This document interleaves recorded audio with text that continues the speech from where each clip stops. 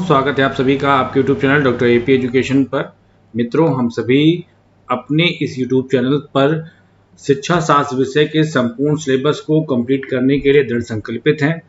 उसी श्रृंखला में वर्तमान समय में हम कुछ पूर्व की परीक्षाओं में पूछे गए प्रश्नों को हल कर रहे हैं। इसी श्रृंखला में हम आज भी पुनः कुछ और महत्वपूर्ण प्रश्नों को सॉल्व करेंगे और अपनी तैयारी को एक मजबूत आधार प्रदान करेंगे।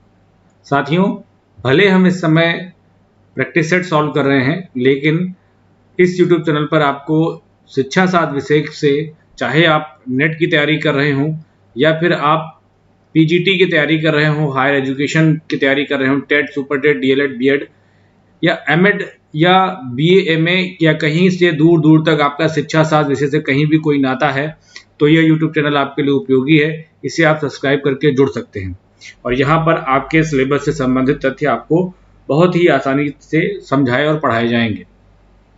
तो चलिए साथियों, हम आज के अपने सेशन को स्टार्ट करते हैं। आज का अपना पहला प्रश्न है जो कहता है कि सूक्ष्म शिक्षण अभ्यास द्वारा शिक्षण कौशलों का विकास करना संबंधित है। सूक्ष्म शिक्षण अभ्यास के द्वारा जिन शिक्षण कौशलों का विकास किया जाता है उसको हम किस श्रेणी में रखें, किस तकनीक के रूप में लेते हैं, वो यहाँ पर पूछा गया है।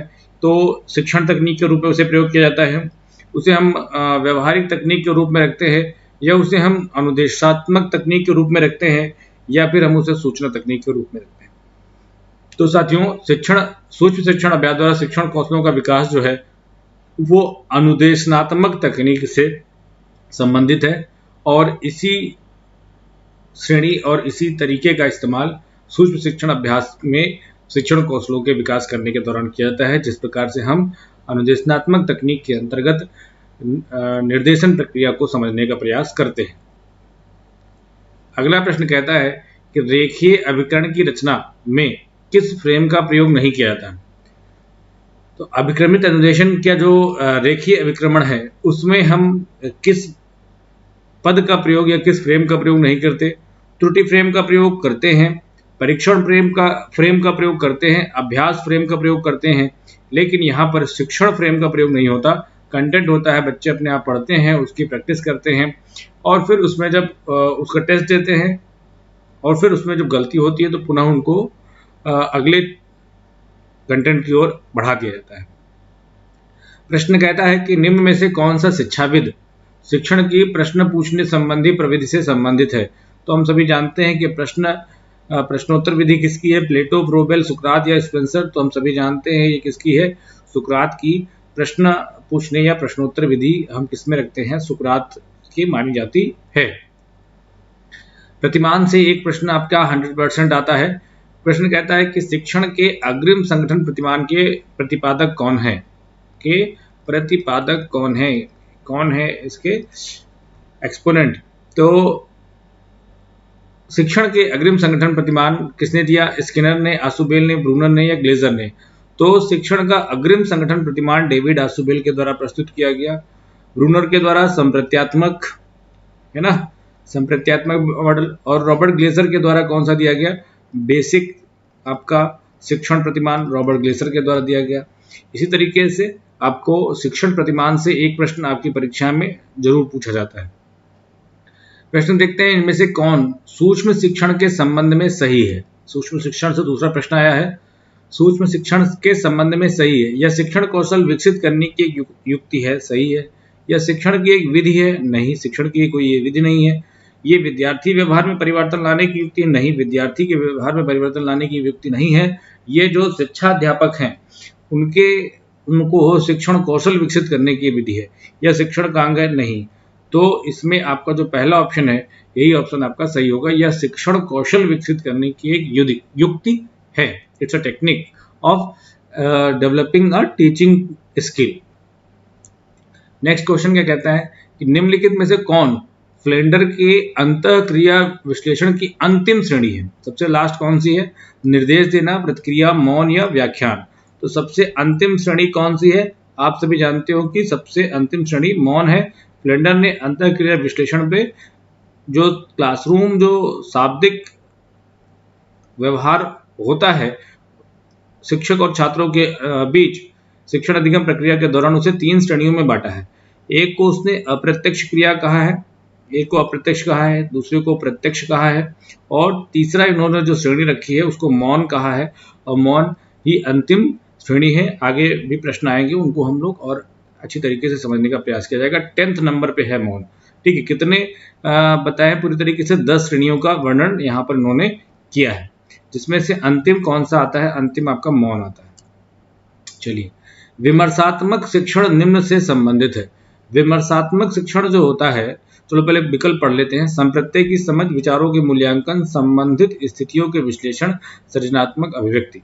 तो विमर्श करना, विचार विमर्श, विमर्शात्मक शिक्षण जो होता है, वो जो शिक्षण है वो ये मान के चलिए कि काफी आप उसका एनालिटिकल विश्लेषण कर रहे हैं। ठीक है, किसी चीज का आप एनालिटिकल अध्ययन कर रहे हैं, उस आधार पर विमर्शात्मक शिक्षण होता है। तो मैंने आपको एक वर्ड बता ही दिया है फिलहाल तो संबंधित स्थितियों का विश्लेषण, जहां पर बारीक अध्ययन किया जा रहा होता है सिद्धांतों संप्रत्तियों का, तो वो आपका विमर्शात्मक शिक्षण की श्रेणी में आएगा। तो संबंधित स्थितियों के विश्लेषण से संबंधित है विमर्शात्मक शिक्षण। प्रश्न कहता है कि यह वह कौशल जो कक्षा शिक्षण के दौरान शिक्षकों को छात्रों का ध्यान केंद्रित करने में सहायक होता है। ठीक, शिक्षण कौशल से संबंधित है। तो नियोजित पुनरावृत्ति, उद्दीपन, परिवर्तन, व्याख्यान या उपरोक्त में से कोई नहीं। तो बहुत इंपॉर्टेंट क्वेश्चन है ये, और कई बार कंफ्यूज करता है। यहाँ पर आपसे पूछा गया है कि ध्यान केंद्रित करने में सहायक। तो जब ध्यान केंद्रित करने में सहायक है तो आपका जवाब होगा व्याख्यान। और जब यहाँ पर आपका प्रश्न हो ध्यान आकर्षित करने, जब आपका यहाँ पर प्रश्न होता कि वह कौशल जो कक्षा शिक्षण के दौरान शिक्षकों को छात्रों का ध्यान आकर्षित करने में सहायक होता है, तब आपका जवाब क्या होगा? तब आपका जवाब होगा उद्दीपन, परिवर्तन। मतलब जो बच्चे आप पढ़ा रहे, मान लीजिए पढ़ते पढ़ते एक बार उन्होंने ध्यान केंद्रित किया, फिर धीरे धीरे वो बोर होने लगे, तो आप क्या करते हैं, आप अपने बोलने का स्टाइल, या फिर आप जो अगर लेक्चर दे रहे होते हैं तो आप बोर्ड पर लिखने लगते हैं, या फिर जो भी आपका उद्दीपन है, स्टिमुलस, उसमें आप चेंज करते हैं, कुछ चित्र बनाने लग जाते हैं, या आपके पास जो भी संसाधन उपलब्ध हैं उनका उपयोग करने की श्रेणी में आ जाते हैं। तो वो आपका क्या हो जाएगा? उद्दीपन, परिवर्तन हो जाएगा। लेकिन यहाँ पर आपसे क्या पूछा गया है? बच्चों का क्या करना है? ध्यान आकर्षित नहीं, ध्यान केंद्रित करना है। ठीक है, तो जब ध्यान केंद्रित करने की बात आएगी तो आपका व्याख्यान कौशल कहा जाएगा।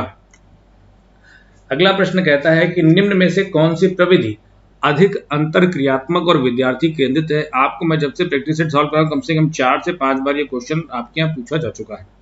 व्याख्यान, समूह चर्चा, संगोष्ठी या कार्यशाला।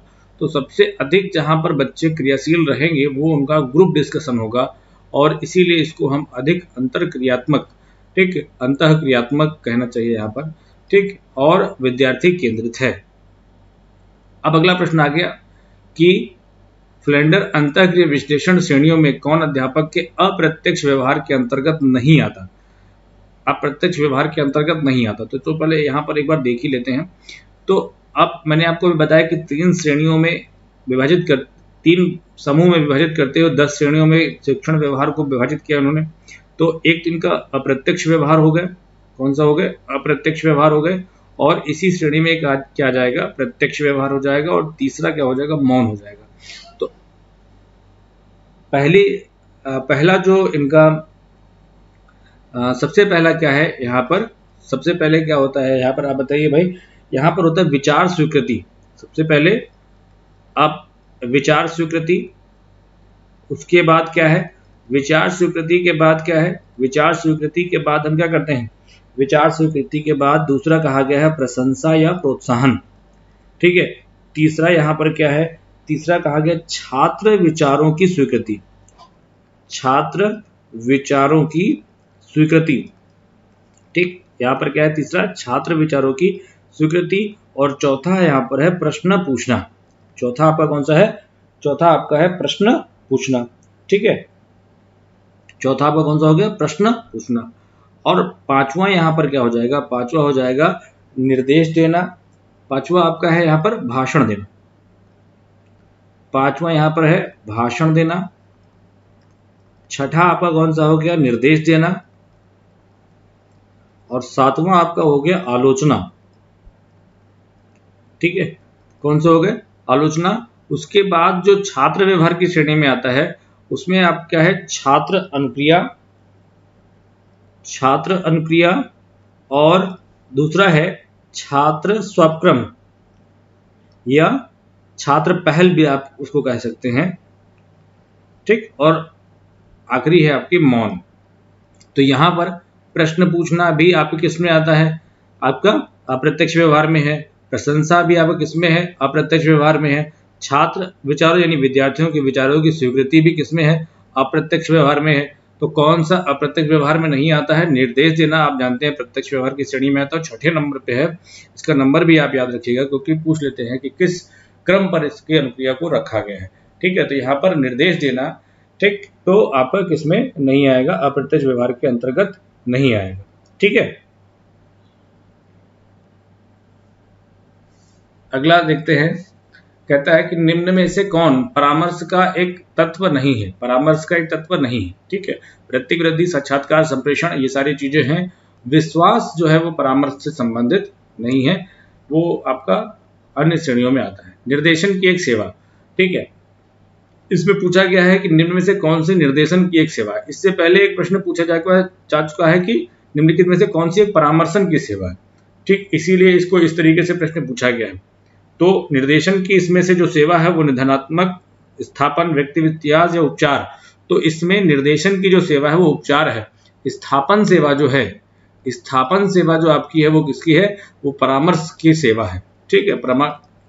8 प्रकार की परामर्श सेवाएं हैं जिसमें से आपके स्थापन सेवा भी उसमें संबंधित है। लेकिन यहाँ पर जो आपसे पूछा गया है वो क्या पूछा गया है, निर्देशन के से पूछा गया है। तो निर्देशन की एक सेवा क्या है, आपका उपचार के श्रेणी में इसको रखा जाता है। चलिए अगला प्रश्न देखते हैं, इनमें से कौन निर्देशन कार्यक्रम की प्रभाविता के आकलन का मानदंड नहीं हो सकता, ठीक। व्यावसायिक योजनाओं में जल्दी परिवर्तन होना, अधिक विद्यार्थियों द्वारा सेवा का उपयोग, शैक्षिक असफलताओं में कमी, अनुशासन एवं विषय अध्ययन आदत संबंधी कम समस्याएं। तो इसमें जो रखा गया है वो रखा गया है अनुशासन एवं विषय आदत संबंधित समस्याएं। ये एक अलग क्षेत्र है, निर्देशन की श्रेणी में इसको नहीं रखेंगे। अगला प्रश्न आ गया, प्रश्न बहुत बड़ा है, सवाल इसका छोटा सा है, जवाब इसका छोटा सा है। एक परामर्श संबंध में विकासात्मक एवं शैक्षिक परिस्थिति का सामना करने हेतु समर्थ, एक परामर्श की प्रक्रिया चल रही है जिसमें बच्चों को विकासात्मक और मतलब जैसे जैसे वो बढ़ रहे हैं वैसे वैसे उनको जिस प्रकार की शैक्षिक परिस्थितियों का सामना करना पड़ रहा है उसके अंतर्गत वो जो अपना एटीट्यूड है, जो उनका मूल्य है, उसको उन्हें बदलना पड़ रहा है। रूपांतरित करने के लिए प्रयासार्थ एक समूह के सदस्य परामर्शक की उपस्थिति में, कोई परामर्शक यहाँ पर खड़ा हुआ है और उस परामर्शक की उपस्थिति में कई सारे बच्चे जो हैं वो आए हुए हैं और अपनी प्रॉब्लम को इससे डिस्कस कर रहे हैं, ठीक। उस स्थिति में, ठीक, परामर्शक की उपस्थिति में अपनी समस्याओं और भावनाओं का पता लगाते हैं, इसे क्या कहा जाएगा, ठीक है। तो इसे जो कहा जाएगा वो क्या कहा जाएगा, समूह परामर्श या समूह चिकित्सा, या इसे क्या कहेंगे, आपका निर्देशात्मक परामर्श। तो इसको जो रखा गया है वैसे तो इसे रखा जाना चाहिए समूह परामर्श में, इसे रखा जाना चाहिए समूह परामर्श में, लेकिन आपकी पुस्तकों में इसे निर्देशात्मक परामर्श की श्रेणी में रखा गया। लेकिन यहाँ पर सही जवाब जो मेरे हिसाब से है वो समूह परामर्श होना चाहिए। निम्नलिखित में से कौन विशिष्ट क्षमताओं से अत्यधिक प्रभावित होता है, किसी के अंदर स्पेशल कैरेक्टर है, समझ लीजिए स्पेशल एबिलिटी या अभिक्षमता, तो एप्टीट्यूड होता है, ठीक है। स्पेशल एप्टीट्यूड की बात यहाँ पर चल रही है। अभिक्षमता कई क्षेत्रों से संबंधित व्यक्ति की योग्यताएं, व्यक्ति की सामान्य योग्यता विभिन्न क्षेत्रों में वो क्या कहलाती है, उसकी अभिक्षमता कहलाती है। चलो देखते हैं, एक सामान्य पाठ्यक्रम के बाद अप्रत्याशित सफलता, प्रशिक्षण के बाद प्रत्याशित सफलता, प्रशिक्षण के बिना किसी कार्य में सफल निष्पादन या व्यावसायिक स्तर। तो विशिष्ट क्षमताओं में अत्यधिक प्रभावित जो होगा वो प्रशिक्षण के बिना किसी कार्य में सफल निष्पादन जो है वो उसकी स्पेशल एप्टीट्यूड के अंतर्गत रखा जाएगा। प्रश्न कहता है कि इनमें से कौन सृजनात्मक परीक्षण पर प्राप्तांकों के निर्वाचन में सहायता नहीं करता। सृजनात्मक परीक्षण हो या कोई भी परीक्षण हो जो प्राप्तांकों के इंटरप्रिटेशन में सहायता नहीं करता, तो मैंने आपको जेड स्कोर पढ़ाया, प्रतिशतक पढ़ाया, टी स्कोर या अनुपात, ये जो लिखा हुआ है आपका एक अनुपात, ठीक। तो यहाँ पर स्टेनाइन जो है वो निर्वाचन में सहायता अच्छी तरीके से नहीं कर पाता। व्यक्तित्व संबंधी किसके विचार पर परामर्श प्रार्थी केंद्रित परामर्श आधारित है, ठीक है। पेपिंस्की, विलियम्स, रोजर्स या जोन्स। तो ये विलियम्स का जो परामर्श प्रार्थी केंद्रित परामर्श है वो विलियम्स के विचारों पर आधारित है। कौन परामर्श को मनोचिकित्सा, एक तो हम गाइडेंस एंड काउंसलिंग की यहाँ पर बात चल रही है, तो वो एक मन चिकित्सा की भी बात होती है, ऐसा ही लगभग कुछ काम हम उसमें भी करते हैं। तो इससे मन चिकित्सा से और काउंसलिंग से क्या अंतर है, ठीक। तो यहां पर परामर्श प्रार्थी में स्नायु दुर्बल दुश्चिंता की मौजूदगी, व्यवहार का मनोवैज्ञानिक अध्ययन, प्रदत्त संकलन हेतु उपकरणों का प्रयोग या शैक्षिक प्रवेश में संचालन। तो ये तीनों तो आपके परामर्श के क्षेत्र में किए ही जाते हैं।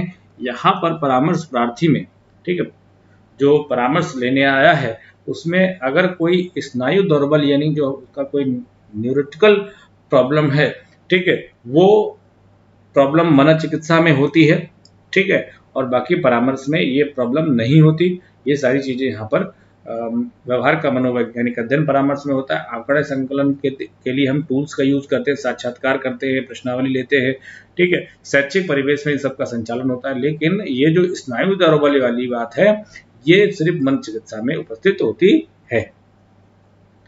प्रश्न कहता है कि इनमें से कौन भारत निर्देशन आंदोलन, ठीक है भाई, निर्देशन सेवा है कोई और भारत के विद्यालयों में इसको देना है, वो धीमी गति के लिए उत्तरदायी है।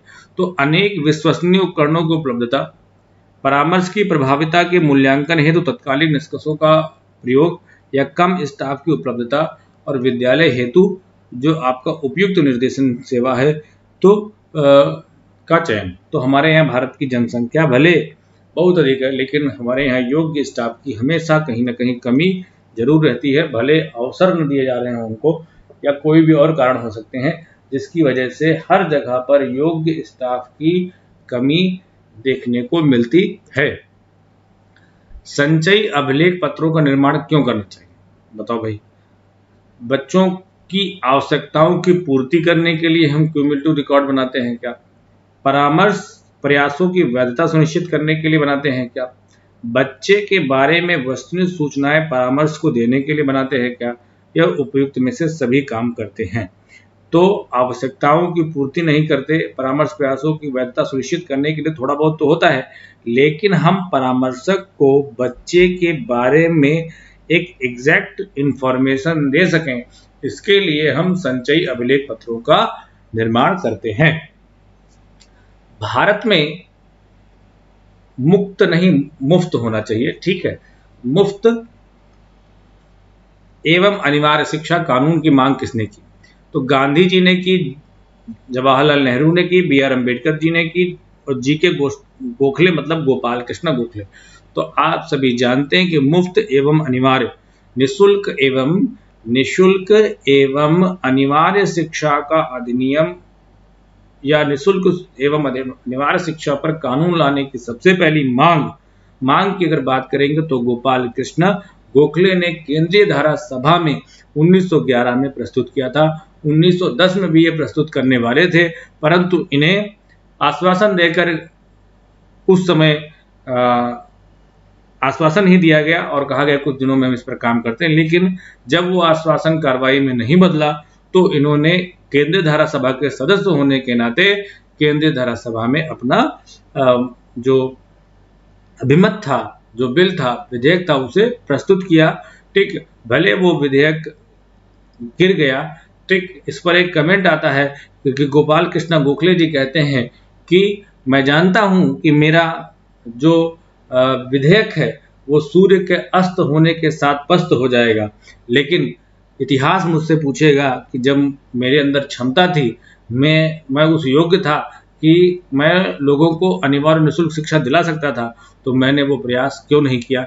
इसलिए सभी को प्रयास करते रहना चाहिए, ठीक। और दूसरा इसी से एक प्रश्न आता है कि भारत में मुफ्त एवं अनिवार्य शिक्षा को लागू करना किसने सबसे पहले अपने क्षेत्र में लागू किया?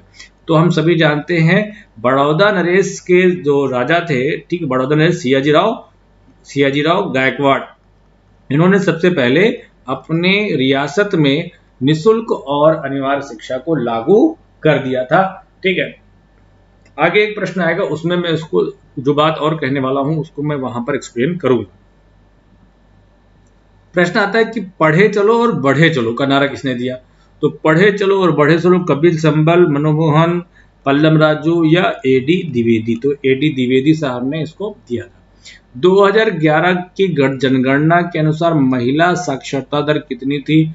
तो 43, 56, 69, 71 थी। तो याद कर लो 65, 46।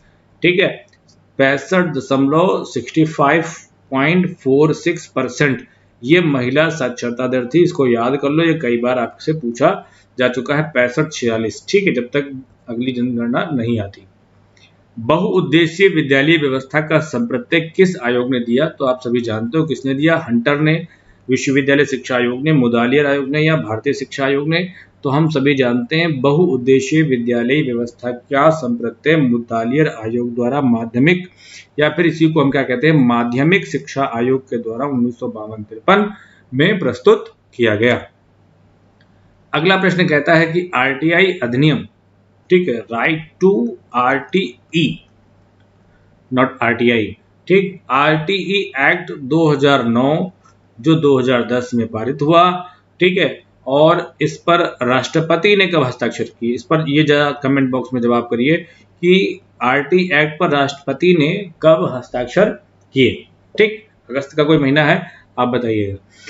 2009 के लागू करने में मुख्य कठिनाई क्या आ रही है? तो अभिभावकों की अनिच्छा, विद्यालयों की दूरी, कमजोर विद्यार्थी या अध्यापकों की कमी। तो आरटी एक्ट जो कहता है कि हमें 30:1 पर 1 इस अनुपात पर शिक्षक होने चाहिए, उस अनुपात में हम आज भी अध्यापकों की कमी को पूरा नहीं कर पाए हैं। और इसमें आने वाला जो व्यवधान है, तो ये एक नई शिक्षा नीति में जो सर्वे हुआ है उसमें ये एक सर्वे देखने को मिला है कि कई जगहों पर कई ऐसे विद्यालय हैं, कई ऐसे प्राथमिक विद्यालय हैं जहां पर आवश्यकता से अधिक शिक्षक हैं, और कहीं ऐसे स्कूल हैं जहां पर ताला लटका हुआ है। तो इसीलिए एक व्यवस्था आ रही है स्कूल क्लस्टर वाली। ठीक है, एक क्लस्टर में स्कूल रहेगा, सभी शिक्षक का अपॉइंटमेंट क्लस्टर लेवल पे हो जाएगा, और जहां पर शिक्षकों की आवश्यकता होगी उनकी गाड़ी में तेल डलवा दिया जाएगा और जाकर के पढ़ा करके चले आएंगे। ठीक है, मतलब उनको कन्वेंस दे दिया जाएगा और वो पढ़ा देंगे। ठीक, तो ये क्लस्टर वाला जो संकुल विद्यालय की संकल्पना कोठारी आयोग में दी गई थी, उसी को यहाँ पर मूर्त रूप देने का प्रयास नई शिक्षा नीति 2020 जो आपकी एनपीई 2020 है उसमें ये कॉन्सेप्ट लाने की बात चल रही है। बढ़िया प्रश्न है। E9 कदम किस क्षेत्र से संबंधित है? पर्यावरण से संबंधित है, अर्थशास्त्र से, शिक्षा से, ऊर्जा से? तो E मतलब एजुकेशन और ये है 9, इसको एनवायरमेंट मत बता देना, ये शिक्षा से संबंधित है। यह उन 9 देशों का समूह है। ये कदम कब शुरू हुआ है? तो ये 1993 में। ठीक, E9 कब है? 93 में। और ये है क्या? ये उन 9 देशों का समूह है जो विश्व के भूभाग का एक बहुत बड़ा हिस्सा ऑक्युपाई करते हैं, परंतु इनका जो साक्षरता दर है, ठीक है, इनका जो साक्षरता दर है वो काफी कम है। इसीलिए इसमें 9 देशों का एक समूह बनाया गया, जिसको बांग्लादेश इसमें सम्मिलित है। इसमें आपका कौन सा है? बांग्लादेश हो गया, इसमें ब्राजील है, इसमें चीन है, इसमें भारत है, इसमें इजिप्ट है आपका, और इंडोनेशिया है। तो पाकिस्तान होगा कि नहीं होगा? पाकिस्तान भी है। ठीक, पाकिस्तान कैसे नहीं होगा? भारत है तो पाकिस्तान है। ठीक है, और मैक्सिको आ गया, मैक्सिको है। ठीक है, मैक्सिको है, और नाइजीरिया है। तो इस तरीके के ये 9 देश इसमें सम्मिलित किए गए हैं। ठीक, जिसको E9 कदम के नाम से जाना जाता है। कब शुरू हुआ है? तो 1993 में प्रारंभ हुआ। ये क्या करते, क्यों ये E9 बनाए गए हैं? क्योंकि ये देश का या विश्व का बहुत बड़ा भूभाग अपने में कवर करते हैं, लेकिन इनका जो साक्षरता दर है ये काफी कम है। तो विद्यालय स्तर पर पाठ्यक्रम में यौन पूर्वाग्रह नहीं होना चाहिए। बहुत बढ़िया प्रश्न है। इम्पोर्टेंट क्वेश्चन है। इससे पहले मैं आपको बता दूं, यदि आप पीजीटी एजुकेशन की तैयारी कर रहे हैं तो इसके नोट्स, और सुपर टेट की अगर तैयारी कर रहे हैं तो उसके जो 3 यूनिट्स हैं, जिसमें आपका मनोविज्ञान से संबंधित पार्ट है, 30 नंबर का क्वेश्चन है, उससे संबंधित नोट्स के लिए आप इन नंबरों पर संपर्क कर सकते हैं। और यहाँ पर आपको एकदम बेहतरीन आपको नोट्स मिलेंगे। पीजीटी एजुकेशन का पीडीएफ नोट्स भी है और इसका बुक फॉर्म में भी है, जो भी आप लेना चाहें उसे आप ले सकते हैं। और अपनी तैयारी, ये जो सुपर टेट का नोट्स है वो पीडीएफ में ही है, और आप उसे ले सकते हैं और अपनी जो पढ़ाई है उसको एक मजबूत पॉइंटेड नोट्स हैं और उनको तैयारी को एक दिशात्मक तरीके से कंप्लीट कर सकते हैं। चलिए बात करते हैं विद्यालय शिक्षा। हाँ, पर पाठ्यक्रम में कोई यौन पूर्वाग्रह नहीं होना चाहिए। ठीक, इसका मतलब ये है कि कई आप सबने पढ़ा होगा या हम सबने पढ़ा है कि 8th तक क्या चलता था, कि 8th क्लास तक क्या था कि लड़कियां क्या पढ़ेंगी, वो क्या पढ़ेंगी, होम साइंस उनको दिया जाएगा, है ना। और बॉयज अगर है तो वो क्या पढ़ेंगे, वो बुक क्राफ्ट पढ़ते थे, है ना। वो क्या बोलते थे उसको, पुस्तक कला, क्राफ्ट। ठीक, तो बॉयज क्राफ्ट लेते थे और लड़कियां क्या थी, होम साइंस लेती थी। ऐसा कहा गया एक आयोग के द्वारा कि ऐसा पाठ्यक्रम में कोई भी यौन पूर्वाग्रह नहीं होना चाहिए, कि इस चैप्टर को सिर्फ लड़कियां पढ़ेंगी और इस विषय को सिर्फ लड़के ही पढ़ेंगे। इसलिए अब आप देख सकते हैं कि होम साइंस में, पहले होम साइंस में लड़कियों का एडमिशन, मतलब बॉयज का एडमिशन नहीं होता था। ठीक, अब बढ़िया, अब तो खाना बनाने की पूरी तैयारी कर रहे हैं। ठीक है, Durgabai Deshmukh committee, Hansa Mehta committee, national council of women education और कोठारी आयोग। तो हंसा मेहता जो कमेटी है वो आपकी जो दूसरी कमेटी शिक्षा पर बनाई गई है, महिला शिक्षा पर। ठीक, और इसने जो सुझाव दिया था कि पाठ्यक्रम में लड़का लड़की वाला ऐसा कुछ क्लासिफिकेशन नहीं करना चाहिए, बच्चों को जो समझ में आए वो उन्हें पाठ्यक्रम लेने देना चाहिए। प्रश्न कहता है कि प्राथमिक शिक्षा का उत्तरदायित्व स्थानीय निकाय को सौंप दिया जाए। यह सर्वप्रथम सुझाव किसने दिया, वर्धा शिक्षा योजना, Wood dispatch, Lord Macaulay, Kothari आयोग। तो इसमें से सारे के सारे ऑप्शन गलत हैं। ठीक, ये जो प्राथमिक शिक्षा को उत्तरदायी स्थानीय निकायों को सौंपने का सुझाव किसने दिया था, इसने सबसे पहले किसने दिया था, भारतीय शिक्षा आयोग। क्या कहते हैं इसको, भारतीय शिक्षा आयोग 1882, या इसी को क्या नाम बोला गया है, इसी को हंटर कमीशन भी कहते हैं। इसी को क्या बोलते हैं, हंटर कमीशन कहा जाता है। प्राथमिक शिक्षा का उत्तरदायित्व स्थानीय निकायों को, और माध्यमिक शिक्षा का जो भार है वो किसी तरह चाहिए योग्य और कुशल नागरिकों को। योग्य एवं कुशल नागरिक, जो प्राइवेट स्कूल वाला कॉन्सेप्ट आप देख रहे हो, योग्य एवं कुशल नागरिक जो समाज के हैं वे भी स्कूल खोले। और समाज का काम है शिक्षा एक सामाजिक प्रक्रिया है। उस स्थिति में सिर्फ सरकार तक ये काम सीमित न रहे, सामान्य लोग भी विद्यालय खोले पूरी तरीके से, जिन्हें सरकार सहायता देगी आगे आकर के। वुड के घोषणा पत्र में तो दे ही चुकी है 1854 में। आपका जो ग्रांट है वो 1854 से मिलना शुरू हो गई थी, जिसके आज परिणाम आप देख रहे हैं। देखो, आप प्रश्न भी पूछ लिया गया, भारत में शिक्षा को सरकार द्वारा प्रथम बार सहायता जिस काल में दी गई वह है। तो भारत में शिक्षा को सरकार द्वारा प्रथम बार सहायता वैदिक काल में दी गई, मध्यकाल में दी गई, ब्रिटिश काल में दी गई या स्वतंत्रोत्तर काल में दी गई। तो भारत में शिक्षा को सरकार के द्वारा ब्रिटिश काल में शिक्षा दी गई, और इसके कई सकारात्मक परिणाम भी थे और इसके कई नकारात्मक परिणाम भी देखने को मिले। तो वुड का घोषणा जो पत्र था, वुड डिस्पैच जो था, उस वुड डिस्पैच में आपको 1854 उसमें आपको सहायता अनुदान प्रणाली की शुरुआत की बात कही गई थी। 2 मिनट जरा ध्यान से सुनिए। ब्रिटिश काल में जो ये सहायता, आपको लग रहा होगा कि शिक्षा को सरकार के द्वारा सहायता मिलनी चाहिए, बिल्कुल मिलनी चाहिए।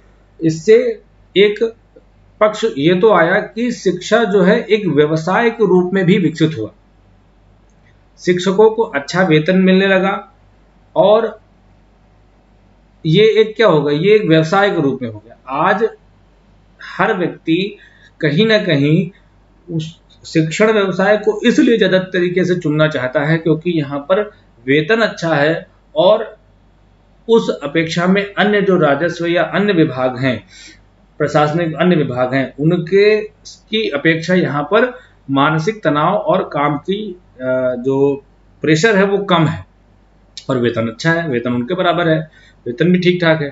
तो जब इस वजह से क्या हुआ, एक सामाजिक बुराई भी आई। सामाजिक बुराई क्या आई, जो शिक्षकों के प्रति समाज का जो एक नजरिया था वो नजरिया भी बदला है।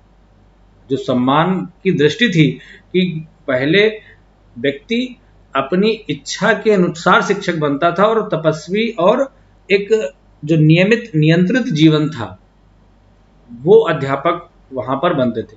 आज अध्यापक की नौकरी में बाकायदा आपके पास ग्लैमर है, अच्छा खासा पैसा है और ग्लैमर वाली नौकरी हो चुकी है। तो अंग्रेजों ने जो प्रयास किए थे उसका एक दूरगामी परिणाम उनके दिमाग में था, और भारतीय संरचना संस्कृति में एक वो कोई ना कोई कील मारना चाहते थे। इसीलिए वैदिक काल में, मध्य काल में, स्वतंत्रोत्तर काल में, मध्य काल में भी थोड़ा थोड़ा मिलती थी सहायता, या वैदिक काल में बिल्कुल भी मतलब इस पर पूरी तरीके से आचार्यों का शासन था और सरकार के हस्तक्षेप बहुत अधिक वहां पर नहीं होता था। ठीक, इसके कई पॉजिटिव और निगेटिव रिस्पॉन्स हो सकते हैं जो चर्चा का विषय बन सकता है, लेकिन जो चर्चा में बातें आई उसी को मैंने आपको बताया।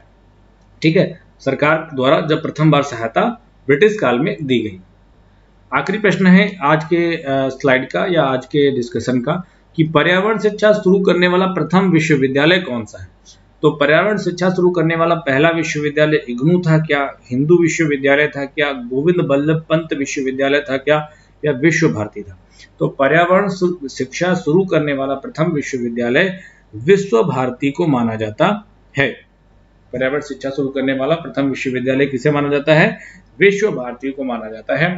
तो आज हम लोगों ने फिर से कुछ महत्वपूर्ण प्रश्नों को सॉल्व किया है। आगे कुछ और महत्वपूर्ण प्रश्नों को सॉल्व करने के बाद हम लोग कंटेंट पढ़ना स्टार्ट कर देंगे। तो चैनल पर बने रहिए, उन लोगों को या उन साथियों को शेयर करिए जो अपनी तैयारी के प्रति गंभीर हैं, जिससे वो अपनी पढ़ाई और अधिक मजबूती से कर सके। चलिए, तब तक के लिए धन्यवाद और अपनी पढ़ाई को जारी रखिए। धन्यवाद। भारत माता की जय।